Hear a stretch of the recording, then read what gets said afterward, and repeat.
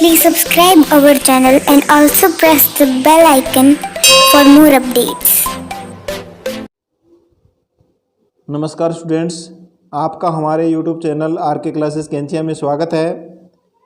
आज हम इस वीडियो में कक्षा 7 के सामाजिक विज्ञान की पार्ट 2 भूगोल की पाठ्य पुस्तक में से हमारा पर्यावरण के अंतर्गत चैप्टर 2 का अध्ययन करेंगे।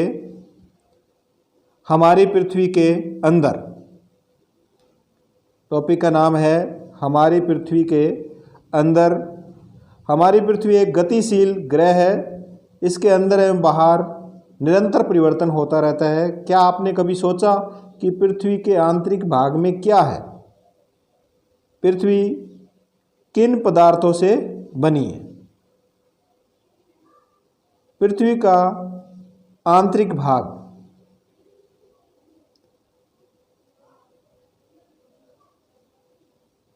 एक प्याज की तरह पृथ्वी भी एक के ऊपर एक सकेंद्रीय परतों से बनी है। सकेंद्रीय परत का मतलब है केंद्र एक ही है और इस प्रकार एक ही केंद्र पर वो परतों के रूप में बनी हुई है। पृथ्वी की सतह की सबसे ऊपरी परत को परपटी कहते हैं। पृथ्वी की सतह की सबसे ऊपरी परत को क्या कहते हैं? परपटी कहते हैं। यह सबसे पतली परत होती है। यह महाद्वीपीय सतह में 35 किलोमीटर एवं समुद्र सतह में केवल 5 किलोमीटर तक है। यानी धरातल पर इसकी जो परपटी की जो गहराई है वो इस प्रकार 35 किलोमीटर है और जल के अंदर यह 5 किलोमीटर गहराई तक है। महाद्वीपीय सहती मुख्य रूप से सिलिका एवं एल्यूमिना जैसे खनिजों से बनी है।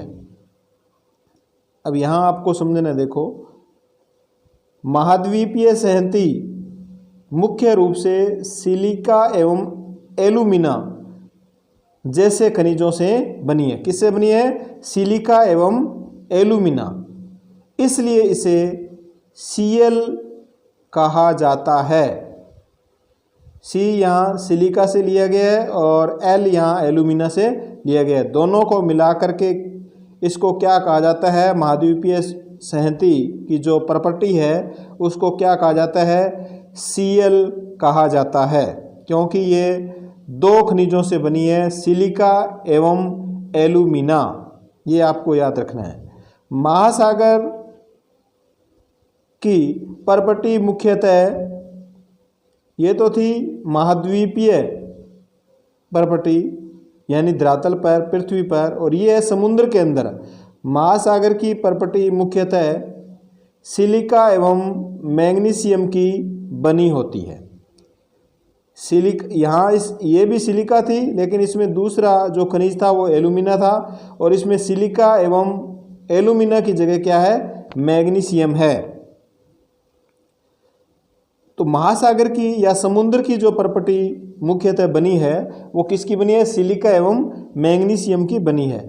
इसलिए इसे सी सिलिका और मैग्नीशियम कहा जाता है। क्या कहा जाता है? इसे सीमे कहा जाता है।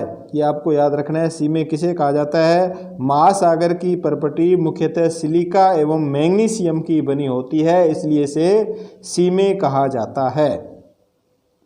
अब इस चित्र में देखो, ये जो पृथ्वी का जो बाहरी स्तर है, पतली परत होती है इस प्रकार, ये क्या कहलाती है? प्रॉपर्टी कहलाती है। और ये जो स्थल मंडल है, स्थल मंडल को हम महाद्वीपीय सहती कहते हैं। और ये जो बनी होती है ये सिलिका एवं एल्यूमिना की बनी होती है। यानी स्थल वाली जो प्रॉपर्टी है वो किसकी बनी होती है? सिलिका एवं एल्यूमिना की बनी होती है, इसलिए इसे Cl कहते हैं। और ये जो जल है, इस जल में जो प्रॉपर्टी बनी हुई है वो सिलिका एवं मैग्नीशियम की बनी होती है, इसलिए इसे क्या कहते हैं, सीमें कहते हैं। और इसकी जो गहराई या परपटी की जो चौड़ाई होती है वो 35 किलोमीटर होती है। और जल की इसकी जो परपटी की जो लंबाई होती है या गहराई होती है वो कितनी होती है, 5 किलोमीटर। तो ये आपको अलग अलग याद रखना है। अब क्या आप जानते हो विश्व की सबसे गहरी खान दक्षिण अफ्रीका में स्थित है तथा इसकी गहराई लगभग 4 किलोमीटर है। गहरी खान कहाँ पर है, दक्षिण अफ्रीका में है और इसकी गहराई 4 किलोमीटर है। तेल की खोज के लिए इसको 6 किलोमीटर तक खोजा जा चुका है।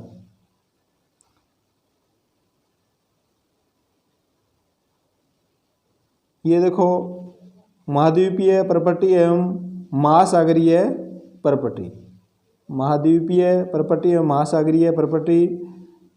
ये महाद्वीपीय परपटी है, ये महाद्वीप है, और ये महासागर है, और ये महासागरीय परपटी है।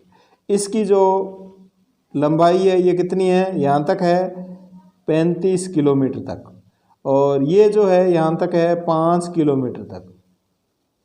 यानी महासागर में परपटी की जो गहराई है वो 5 किलोमीटर है, और महाद्वीप के अंदर यानी स्थल के ऊपर इसकी जो गहराई है वो 35 किलोमीटर है।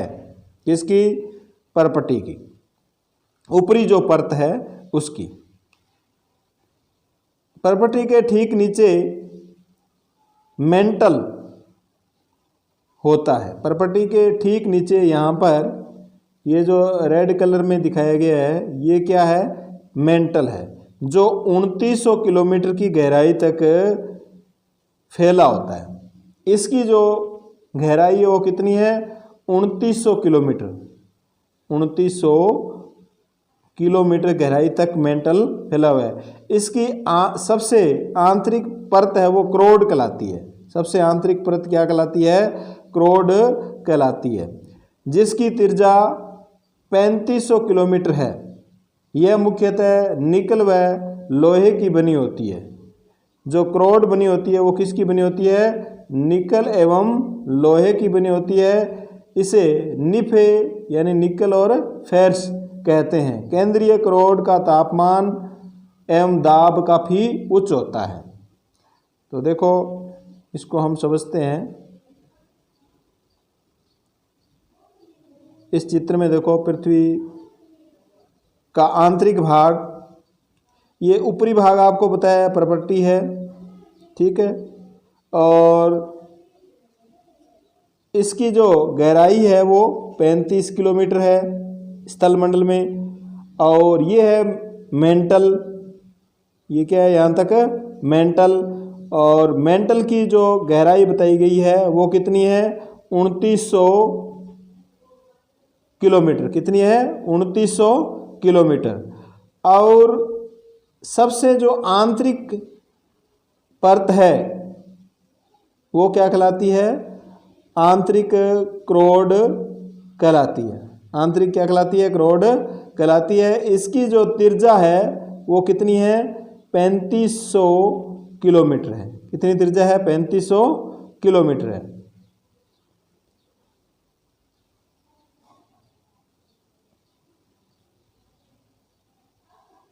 तो ये आपको याद रखना है।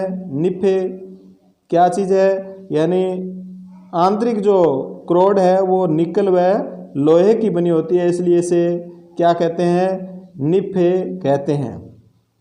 और केंद्रीय क्रोड का तापमान एवं दाब काफ़ी उच्च होता है, तभी तो ज्वालामुखी आती है। यहाँ का जो तापमान और दाब है वो काफ़ी उच्च होने के कारण ज्वालामुखी आती है। क्या आप जानते हैं पृथ्वी के आयतन का केवल 1% हिस्सा ही परपटी है, यानी ऊपरी जो परत है वो पृथ्वी के आयतन का कितने प्रतिशत है, 1% है।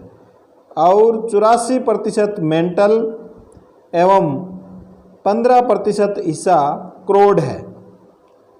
पृथ्वी की त्रिज्या 6371 किलोमीटर है। ये पृथ्वी की त्रिज्या आपको याद रखनी है। और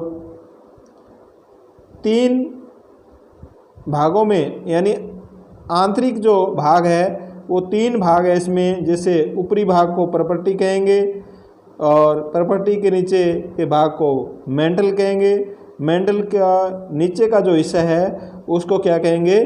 क्रोड कहेंगे।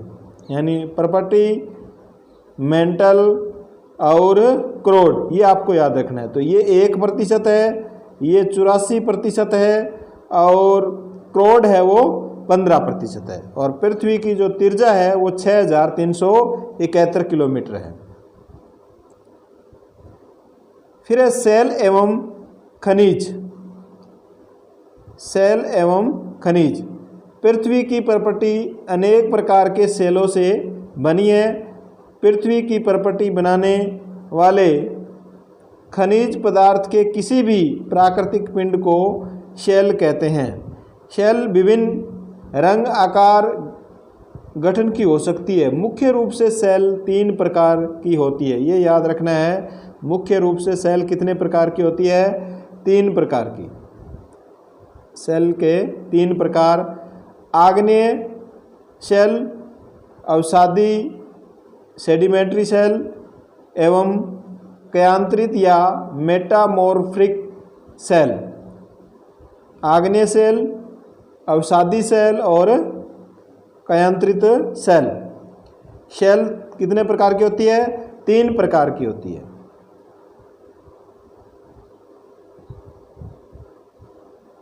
अब इनको शब्द की उत्पत्ति। इग्नियस, लैटिन शब्द इग्निस जिसका अर्थ है अग्नि। सेडिमेंट्री, लैटिन शब्द सेडिमेंटम जिसका अर्थ है स्थिर। मेटामॉर्फिक ग्रीक शब्द है मेटामॉर्फिक फोस जिसका अर्थ है रूप परिवर्तन। यानी अग्नि, स्थिर और रूप परिवर्तन। ये आग्नेय, अवसादी और कयांतरित। कयांतरित का नाम से ही आपको पता चल रहा है कि ये रूप परिवर्तन से संबंधित है। और अवसादी स्थिर बोलेंगे जिसको, सेडिमेंट्स या सेडिमेंट्री स्थिर लैटिन शब्द है ये। और इग्नियस नाम से ही पता चल रहा है अग्नि। द्रवित मैग्मा ठंडा होकर ठोस हो जाता है। इस प्रकार बने सेल को आग्नेय सेल कहते हैं। इन्हें प्राथमिक सेल भी कहते हैं। आग्नेय सेल 2 प्रकार के होते हैं, अंतर्वेदी सेल और बहिर्वेदी सेल। आग्नेय सेल कितने प्रकार के होते हैं? 2 प्रकार के, अंतर्वेदी और बहिर्वेदी सेल।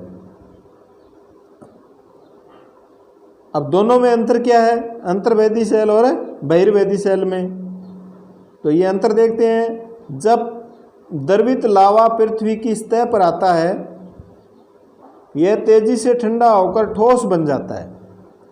प्रॉपर्टी पर इस प्रकार बने सेल को बहिर्वेदी आग्नेय सेल कहते हैं। यानी जब पृथ्वी से गर्म द्रवित लावा निकल के पृथ्वी के सतह पर आता है तो बाहरी वातावरण से वो ठंडा होकर के ठोस बन जाता है। इसको हम क्या कहेंगे? बहिर्वेदी आग्नेय सेल कहेंगे। इनकी रचना बहुत महीन दानों वाली होती है। बहिर्वेदी आग्नेय सेल की जो रचना है वो बहुत ही महीन बारीक दानों वाली होती है। उदाहरण के लिए बेसाल्ट। दक्कन का जो पठार है वो बेसाल्ट सेलों से बना है। तो बहुत ही महत्वपूर्ण क्वेश्चन यहाँ बन रहा है, दक्कन का पठार किससे बना हुआ है? बेसाल्ट सेलों से बना है। द्रवित मैग्मा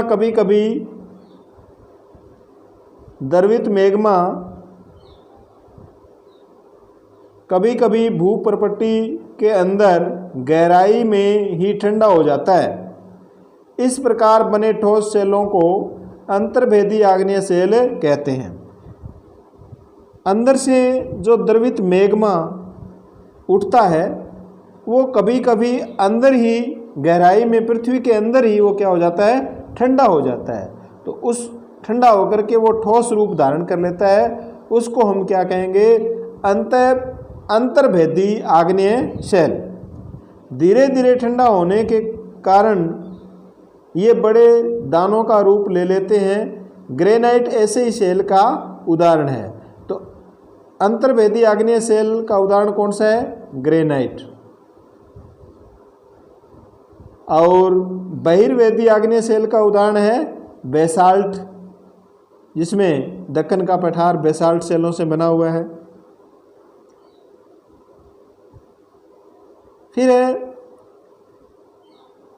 सेल लुढ़क कर चटक कर एक दूसरे से टकराकर छोटे छोटे टुकड़ों में टूट जाती है। इन छोटे कणों को क्या कहते हैं, अवसाद कहते हैं। अवसाद किसे कहते हैं, जब सेल टूटकर या लुढ़क कर चटक कर या एक दूसरे से टकरा करके जब टूट जाते हैं, टुकड़ों में बंट जाते हैं, तो छोटे कणों को क्या कहेंगे, अवसाद कहेंगे। ये अवसाद हवा, जल आदि के द्वारा एक स्थान से दूसरे स्थान पर पहुंचकर जमा किए जाते हैं। ये अदृढ़ अवसाद दबकर एवं कठोर होकर सेल की परत बनाते हैं। इस प्रकार की सेलों को अवसादी सेल कहते हैं।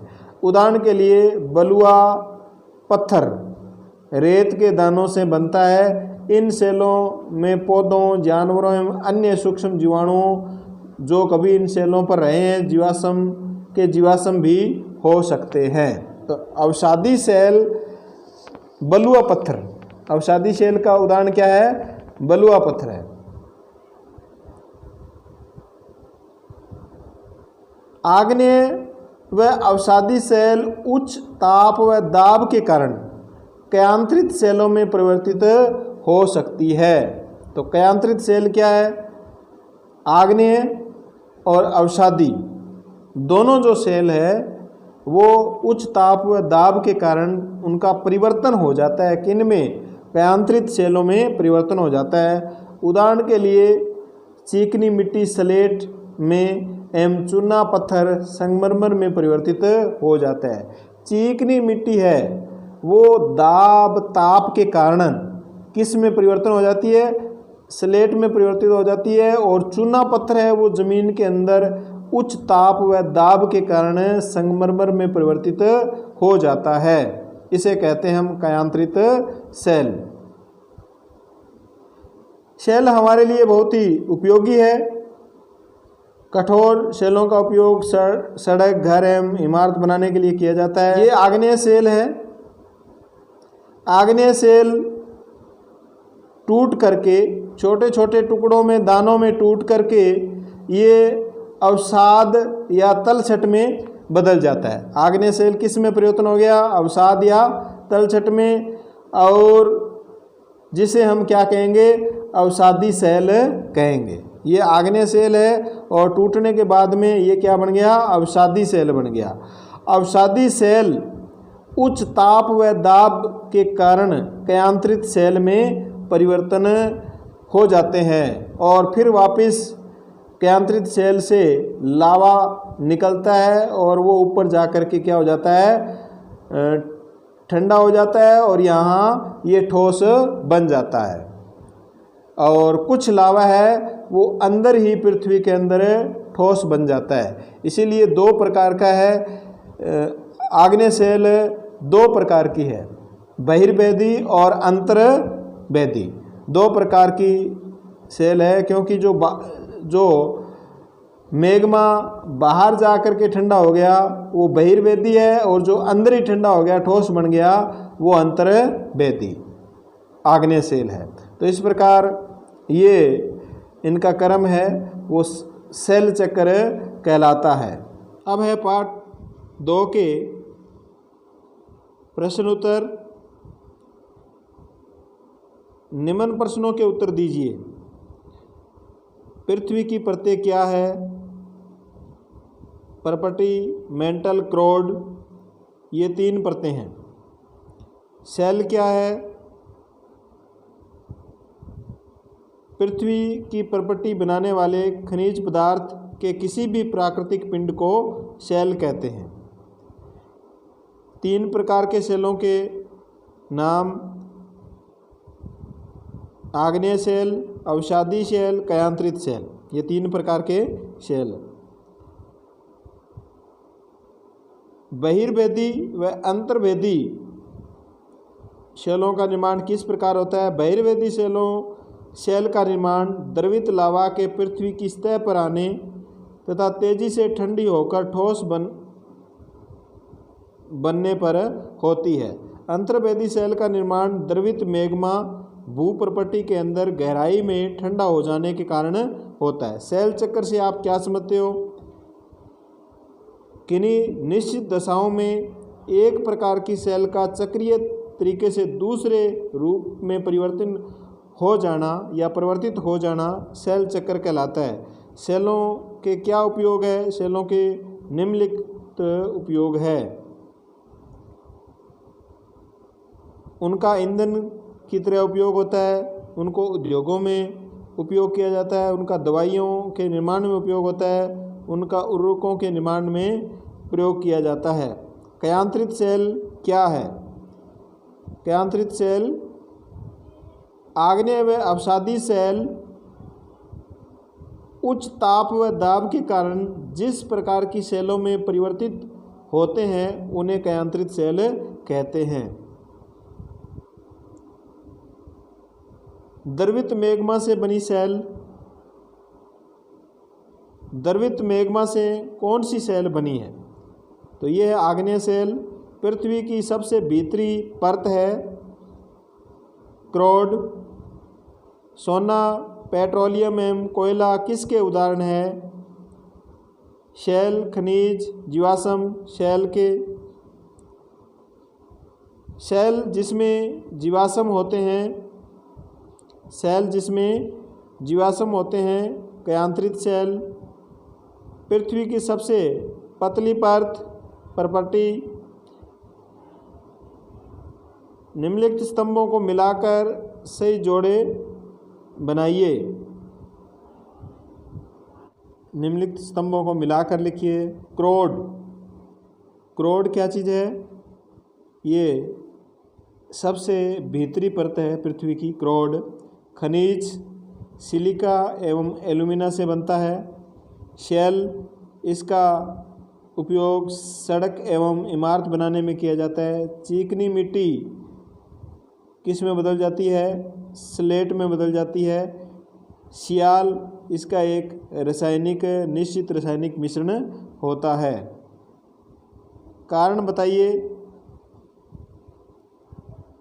हम पृथ्वी के केंद्र तक नहीं जा सकते। पृथ्वी के केंद्र तक पहुंचने के लिए समुद्र की सतह से 6000 किलोमीटर गहराई तक खोदना होगा, जो बिल्कुल असंभव है। अवसादी सेल अवसाद से बनती है। क्या कारण है? सेल लुढ़क कर, चटक कर तथा एक दूसरे से टकराकर छोटे छोटे टुकड़ों में टूट जाती है।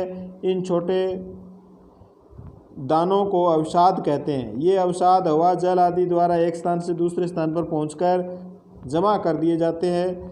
ये अवसाद दबकर कठोर होकर सेल की परत बनाते हैं। इस प्रकार की सेलों को अवसादी सेल कहते हैं। तो धन्यवाद स्टूडेंट्स।